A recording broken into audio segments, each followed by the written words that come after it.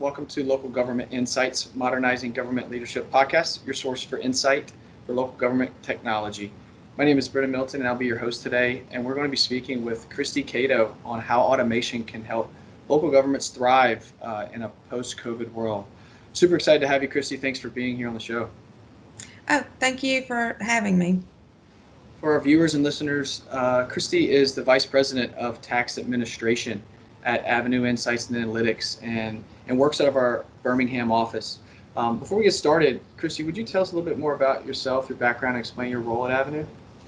Yes, as Brennan said, I'm the vice president here at Avenue of our tax administration services. I have over 2 decades of local government experience, in the tax collection and remittance processing areas of local government. And basically, when I say tax administration, we're essentially the revenue department for hundreds of municipalities and states across the nation. From the smallest municipalities to some very large metropolitan areas. So really just over the years, the experience has been, from a very manual, paper driven process to highly automated processes. Wonderful. So, as I mentioned, what really sparked this conversation that led to this discussion today, a little background. Across the country, as many of you know, tax revenues are plummeting, while spending is consistently increasing, and city and county governments are struggling to consistently do more with less. A recent survey, in fact, conducted by the Washington Post, found that over 2,000 U.S. cities are facing severe budget shortfalls because of COVID-19 and all of the consequences that have come along with this pandemic. Uh, as these cash-strapped cities are desperate for new ways to balance their budget, Christy, could you explain a little bit at a high level what automation is, how it works, and then especially in regard to automated revenue management? Yes, simply put, automation is utilizing technology to streamline and simplify, and I can't emphasize enough the simplicity and simplifying the tax filings and the remittance processing, and then utilizing that intelligence and data to make informed decisions, which ultimately will improve the overall compliance, remittance, increase the speed of receipt of revenue.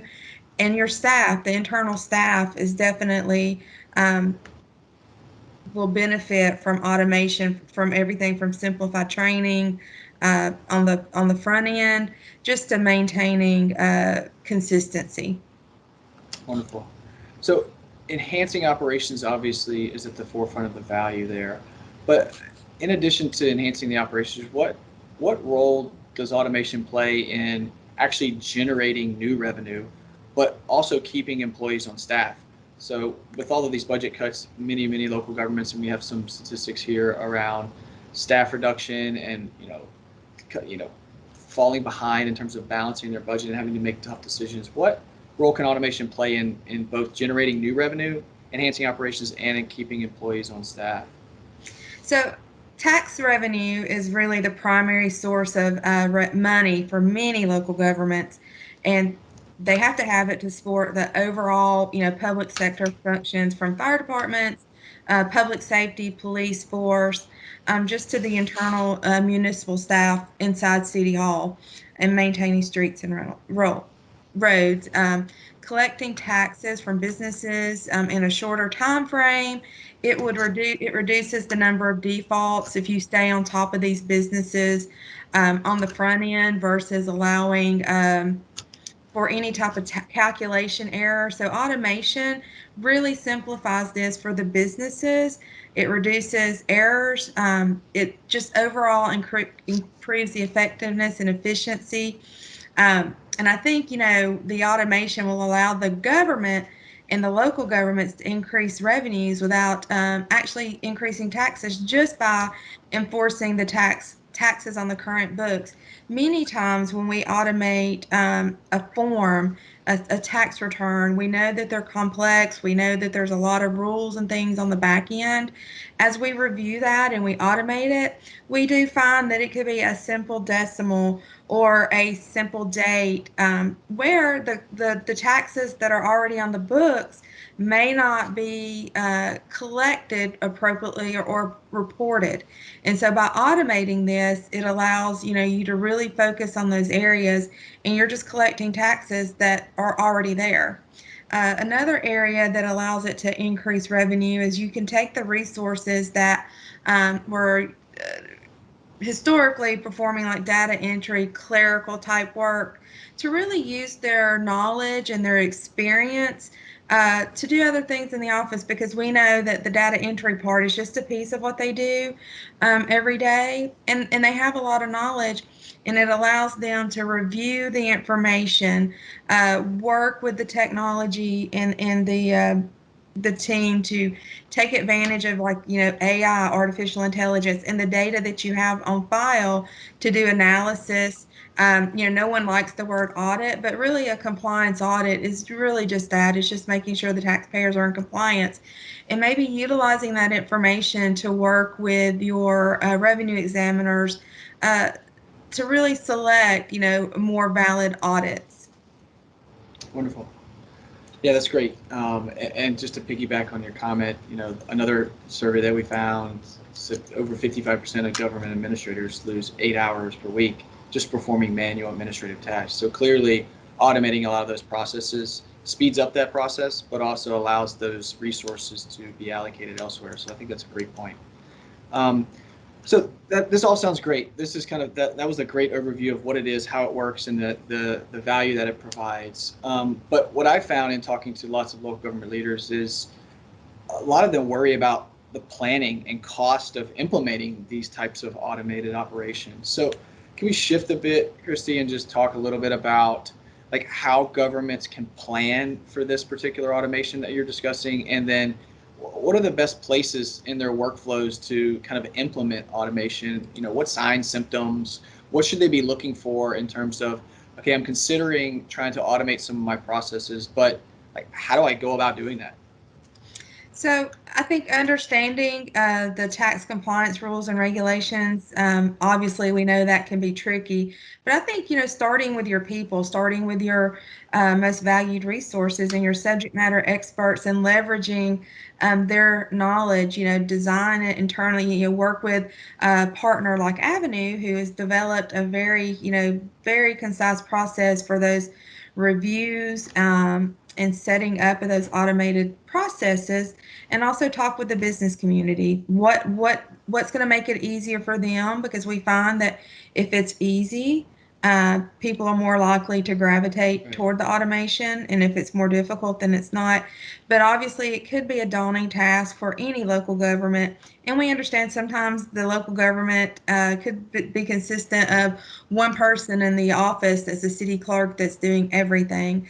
So you would want to look for a partner that has experience there to assist with that. We do find that, it's the 80-20 rule. We hear that. And in my experience, 20% of the process consumes 80% of our workforce. Identify the time drains, the pain points, interview and talk with your frontline workers. They have their information, and their feedback is critical. Dig into where they're spending most of their time. A lot of times you're going to be surprised. Many times we kind of already know, but that will confirm it for us. A simple change on an automated call system could take a interaction that is can save minutes on an interaction, and those minutes equate to hours. And so, although, I referenced like a phone system, we've seen a shift to from calls to email and chat, and I think that shift's going to continue.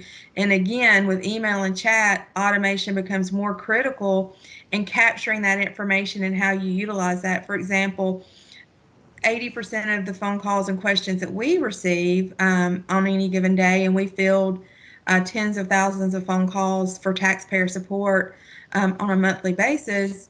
uh, can be answered within a frequently asked questions document, and utilizing automation to reference that and respond to an email or chat could definitely save, hours.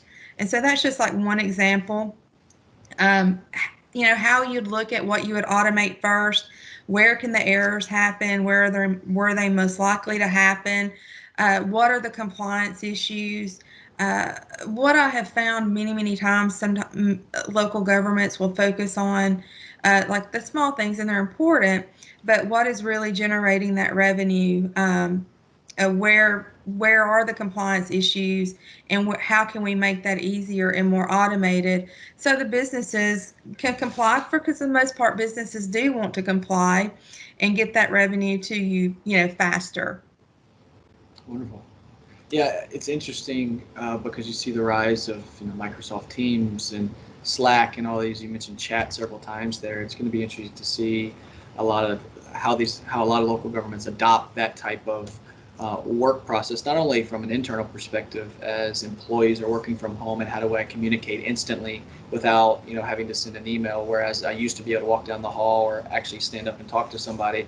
It's going to be interesting to see how a lot of these governments adopt these types of chat platforms and instant messaging, not only from internal but external back to the government and their constituents themselves. Absolutely. And we have seen a shift of just, work. All businesses have shifted to more of a remote or virtual, workforce. And 9 months ago, when really COVID hit, I mean, I think it was the whole country with, stay safer at home orders and things like that. There were many local governments and businesses alike that really weren't prepared to shift to remote working. It's something from as simple as employees who report to work that have a tower versus a laptop. A small thing, right? Uh, but you have to have it. Simple things from like utilizing, your phone system and how voice over IP and the internet really, because we had worked through all of these automated processes, it allowed us to quickly shift to remote and essentially not miss a beat or processing a dollar as we have shifted with and changed the way business is done with COVID. I think that it's important to think about with social distancing. People just aren't comfortable. And there's been businesses, I know just personal experience, that staffing just from, quarantines and other things that we're facing, you can have 20% of your workforce not report to work. That's huge. And not able to service the individuals that are walking in. So, our goal is to really work with the businesses and citizens to have more of a self service tool that really minimize or eliminate the need for any business to walk into a municipality or, local government. Wonderful. So I always like to lead with the other side as well and talk a little bit about that because the benefits are obviously the value is obvious to what we're talking about today. But can we talk a little bit about some of the downfalls and what the other side of that looks like? Like, where's automation in your experience gone wrong, and what could local agencies learn? What can they learn from those scenarios? But what areas or processes should you maybe avoid automating? So you can't automate everything, and obviously we talked about a plan and the areas in which you should focus on in the beginning, but where has it not gone as the best it could, and what areas process should you probably avoid doing first, or even any ever for that matter? I think with automation, we do lose the human touch factor. And I think that if you automate too much, and people, especially with my generation, our children's generation, we're all technology with a smartphone and can chat, and we're just accustomed to sending an email versus phone calls. But we have to realize that, these businesses owners are people, and a lot of times they really just want to have the reassurance and affirmation that what they're doing is correct. So I do think you still have to have the human touch and maybe not completely automate, the inbound phone calls. I think if we get complaints, from the most part, people are like, well, if I call this company, I just get a computer system and I can't actually talk to a real person. I think we always have to have a person that's going to be available. Understand that can be a challenge with local government when there's only two or three people, and that's where you can take advantage of, someone like Avenue. Just really, we do value the human touch, and they can always reach out and actually speak to a person to go over their tax situations or just to answer, simple questions. Most of the time, they have the answer. They just want the confirmation that, hey, yes, I'm doing the right thing. Or just, assistance with the online filing just because they're unsure. So I think that yes, automation of customer support and that taxpayer interaction is important, but you can't over automate that. And I think you have to have a human interaction. Agreed. Couldn't agree more. And that actually is a lead in to kind of one of my last points I wanted to talk about. And it's one that I hear a lot, that I have a lot of conversations with local government leaders. In fact, a couple of weeks ago, I had this exact last point conversation with the finance director.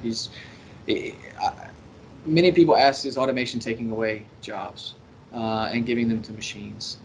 What do you think about that? You just led into it with having that human element. Like, is automation eliminating human jobs, and how do you approach that at your position at Avenue? I don't think, I think, well, ultimately, perception is reality, and automation certainly, could eliminate roles and maybe not, the human jobs, because face it, especially now, it's definitely, there's more pressure, like I mentioned earlier, with just the workforce declining and shifting to work remote. Redeploy those resources that you have, because let's face it, most people, when they leave the office every day, there's still work on the desk, or on the computer, things that need attention and can get done. And so really, automation just allows you to shift those resources from more of the clerical day-to-day things that can be handled with automation, to allow our most valuable resources to work on other things. Agreed. And I always like to think of it, and I'll wrap up at this point, as automating certain processes is supplementing what you're already doing, not replacing.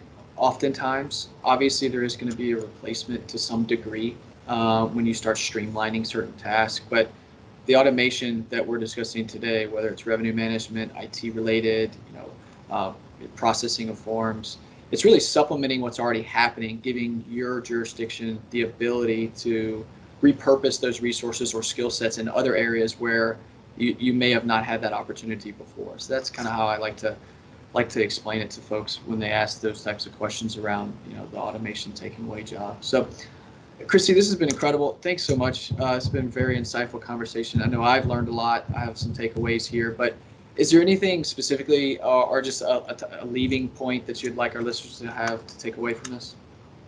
I think that every day, that as leaders and in local government, as we, face each day, we have new challenges with COVID, and we really do have to really think outside of the box, think of new ways to do business, and in a way, and I don't want to say COVID is not a good thing, but it really has forced and really, really produced. Pushed my staff, my team, my subject matter experts, to really look at things differently, think about things differently, and we're looking for more, automation opportunities all the time. Wonderful. Christy, thanks so much again for doing this. Thanks for joining us on the Local Government Insights podcast. Thank you all for listening. Tune in and stay tuned for more local government news and insights to come. Talk to you soon. All right. Thank you.